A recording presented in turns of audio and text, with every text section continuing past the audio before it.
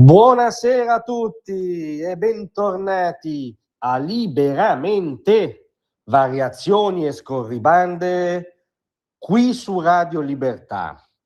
Allora, in premessa ricordiamo un secondo i dati della realtà, perché poi quello che vi sottoporremo ha ben pochi elementi di realtà, ne rappresenta un capovolgimento spaesante e surreale. La realtà è la seguente, che sappiamo tutti ovviamente. A chi è Abdul Ballout? Abdul Ballout, cittadino tedesco di origini libanesi di 21 anni, dichiarato sostenitore dell'ISIS, che si è lanciato su un furgone contro il corteo del Gay Pride a Berlino, poi è scappato, è stato finalmente scovato dalle forze speciali tedesche, morto in un incidente a fuoco. Quindi è a tutti gli effetti un terrorista di matrice islamista che voleva arruolarsi con lo Stato islamico in Siria, che inneggiava all'ISIS su Facebook, che inspiegabilmente era libero di circolare dati questi elementi, nonostante avesse già attirato l'attenzione delle autorità ovviamente, ma comunque è un terrorista islamista che si è lanciato a tutta velocità contro delle persone colpevoli solo di essere tali, cioè omosessuali, che per la sua delirante visione del mondo vuol dire impuri. Questo è Abdul Ballout nella realtà. E poi scopriamo che nella mente, e purtroppo anche nelle esternazioni di un membro di punta della mitologica Global Subflottiglia, diventa tutt'altro.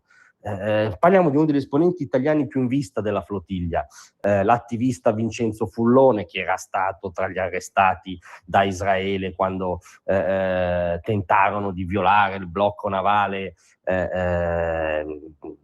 in modo fin dichiarato, senza intento umanitario, ma per un atto politico contro l'unica democrazia del Medio Oriente. In ogni caso, Vincenzo Fullone, membro di punta della flottiglia italiano, ha preso quella realtà, è evidentemente fuggito in un'altra galassia ideologica e ha ricordato sui suoi social, con diverse storie, la figura di Abdul Ballout, o meglio la figura trasfigurata in questo delirio ideologico. Ascoltate: avevi negli occhi il peso di un mondo troppo grande per la tua età.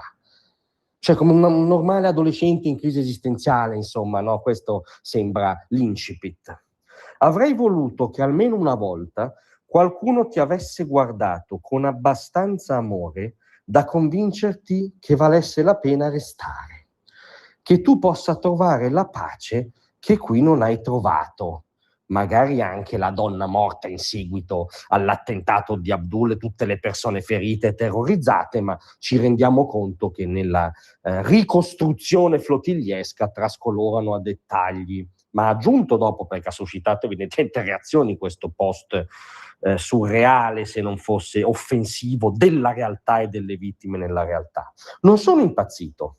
Ho visto un ragazzo dove voi avete bisogno di vedere soltanto un musulmano.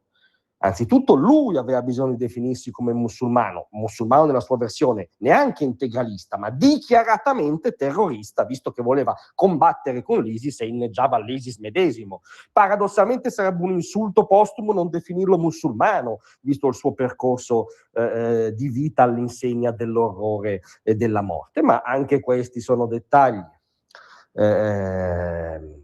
Apprendiamo inoltre che Abdul non ha agito, questa è notevole obiettivamente, non ha agito per troppo Islam. Dell'Islam non aveva quasi nulla. Aveva rabbia, solitudine e un'identità consegnata a chi sapeva trasformarla in violenza. è cresciuto in una Germania che criminalizza perfino un'anguria.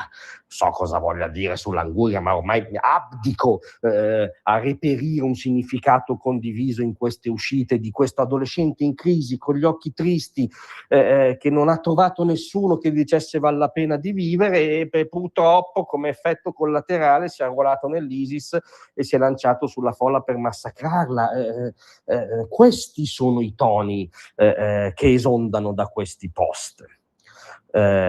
Puntualizza inoltre: avrei voluto che al posto dell'ISIS avessi incontrato una cultura meno classista, e rullo di tamburi ovviamente si arriva lì, meno fondata sulla supremazia bianca come criterio di appartenenza, credibilità e valore umano, la supremazia bianca. Ma a me pareva strano che non fosse colpa del suprematismo bianco, del fascismo 5.0, dell'estrema destra, come hanno detto esponenti di quei partiti che applaudirono l'impresa flottigliesca di Fullone and Company, la supremazia bianca. Quindi un adolescente in crisi che purtroppo è cresciuto in una società impostata sulla supremazia bianca e che poi in nome di Allah voleva uccidere degli omosessuali in quanto omosessuali. Ma vi rendete conto? Ma neanche del ribaltamento, perché ribaltare un significato partorisce un significato di segno opposto,